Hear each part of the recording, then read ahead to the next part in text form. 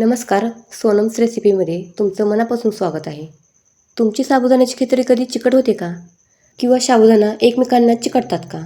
किंवा खिचडी कधी अगदी कोरडी तर कधी गोळ्यासारखी होते का? मग आजचा व्हिडिओ तुमच्यासाठी आहे. कारण आज आपण तुम्हाला अशा काही छोट्या छोट्या पण खूप महत्त्वाच्या टिप्स सांगणार आहे, जे एकदा लक्षात ठेवल्या की प्रत्येक वेळी तुमचा साबुदाण्याची खिचडी मोत्यासारखी मोकळी, खमंग, अप्रतिम चवीला बनेल. आजच्या व्हिडिओमध्ये आपण पाहणार आहोत साबुदाणा भिजवण्याचे अचूक रेशो.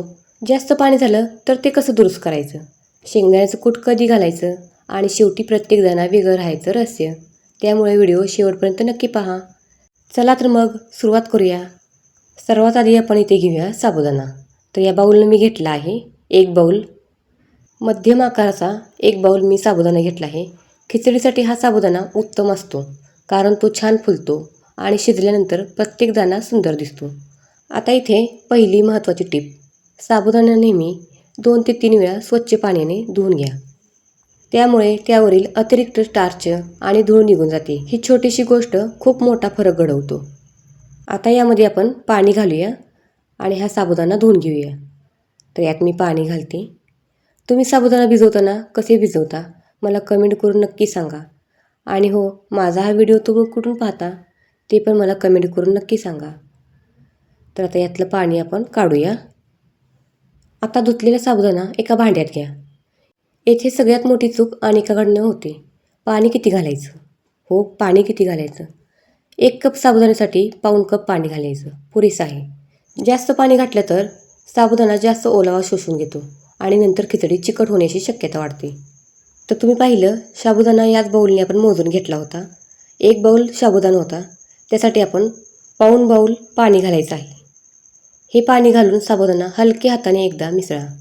आता झाकण ठेवून 3 ते 4 तास राहू द्या. आता याच्यावर मी झाकण ठेवते. रात्रभर भिजवण्याची गरज नाही. 3-4 तासांनी झाकण काढून पहा, पाणी पूर्णपणे शोषून गेलेलं असेल. आता याच्यावरचं आपण झाकण काढूया. तर हे पहा, याच्यावरचं मी झाकण काढलेलं आहे. आता चमच्याने किंवा काट्याने अगदी हलक्या हाताने साबुदाणा मोकळा करा. तर ते मी चमचा घेतला आहे आणि हलक्या हाताने हे मोकळे करते. असे केल्याने प्रत्येक दाणा वेगळा राहतो. तर अगदी हलक्या हाताने हे करायचं आहे. तर इथे पूर्ण साबुदाणा मी मोकळा करून घेते, जेणेकरून आपला साबुदाणा पटकन बनेल. तर झालेला आहे. आता हा चमचा साईडला ठेवूया आणि यातला एक साबुदाणा बोटांमध्ये असा दाबून पहा. जर तो सहज मऊ झाला तर साबुदाणा योग्य प्रकारे भिजला आहे. आता आपला साबुदाणा अगदी परफेक्ट भिजला आहे. चला तर मग खमंग फोडणी करून खिचडी बनवायला सुरुवात करूया. सर्वात आधी गॅसवर जाड बुडाची कढई किंवा रुंद पॅन गरम करायला ठेवा. तर इथे मी कढई ठेवली आहे. खिचडीसाठी रुंद पॅन ठेवला तर चालेल. रुंद पॅन वापरला तर साबुदाणा पटकन आणि सारखा शिजतो, दाणे तुटत नाहीत आणि खिचडी मोकळी राहते. कढई गरम झाली की त्यामध्ये 1 चमचा मोठा साजूक तूप घाला. उपवासाची खिचडी तुपात केली की तिचा सुगंध आणि चव दोन्ही अप्रतिम लागतात. तुम्हाला हवं असेल तर शेंगदाणा तेलही वापरू शकता, पण तुपाची चव वेगळीच असते. तूप गरम झाल्यावर त्यात 1 चमचा जिरे घाला. जिरे छान तडतडले की 2 ते 3 बारीक चिरलेले मिरच्या घाला. तिखट आपल्या आवडीनुसार कमी जास्त करू शकता. आता काही कढीपत्त्याची पानं घाला. उपवासात कढीपत्ता खात असाल तर जरूर वापरा. यामुळे फोडणीचा सुगंध आणखी छान येतो. यानंतर अर्धा कप भाजलेले शेंगदाणे घाला. शेंगदाणे 1 मिनिटे परतून घ्या. ते हलके कुरकुरीत झाले की खिचडीची चव अनेक पटीने वाढते. जर तुम्ही जिरे व कढीपत्ता जर उपवासात खात नसाल तर तुम्ही स्किप करू शकता.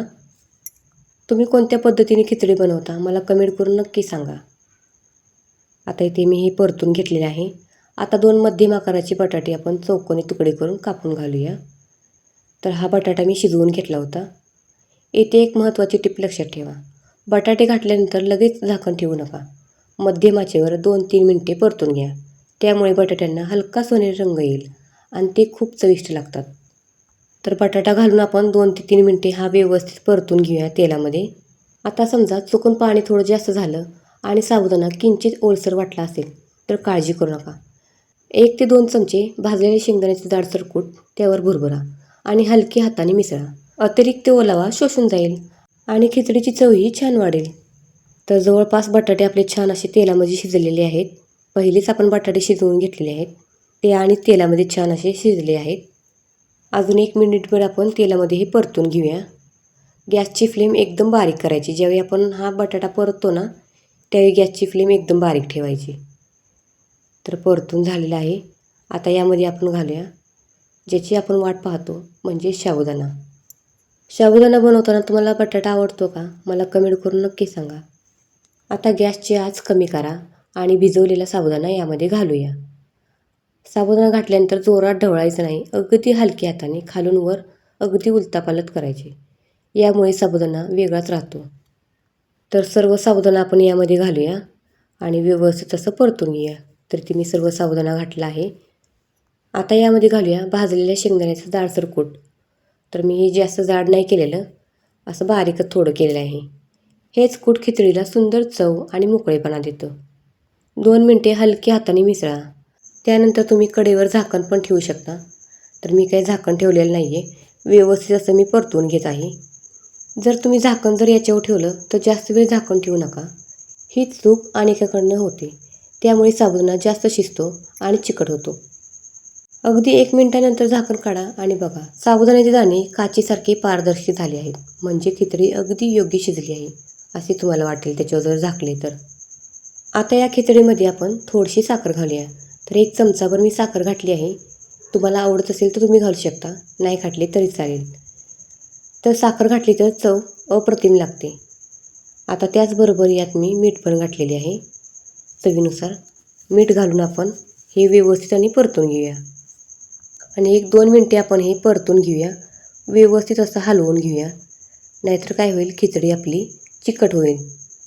जर तुम्ही सकाळच्या नाश्त्यासाठी जर ही खिचडी बनवली तर अगदी छान. जर तुम्ही ही उपवासासाठी जर बनवत असाल तर जे आपण खात नाही ना उपवासाला, उदाहरणार्थ आपण जिरे खात नाही, तर तुम्ही स्किप करू शकता. आता मी यात कोथिंबीर घालते. जर तुम्ही कोथिंबीर जरी खात नसाल तर तुम्ही स्किप करू शकता. तर मी ती कोथिंबीर घालून हे व्यवस्थित आणि मिक्स करून घेते.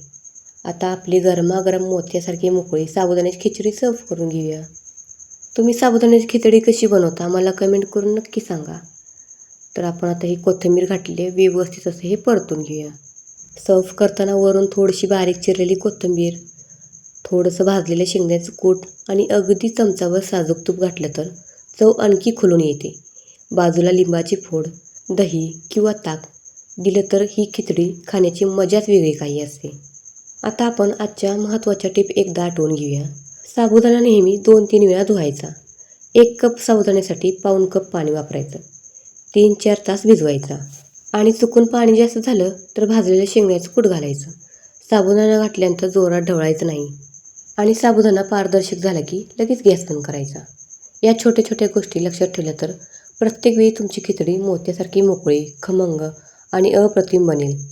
तुम्ही ही रेसिपी नक्की करून पहा. केली तर कमेंटमध्ये मला नक्की सांगा खिचडी कशी झाली. तुमच्या काही टिप्स असतील तर त्या देखील मला सांगा. सर्वांसोबत शेअर करा.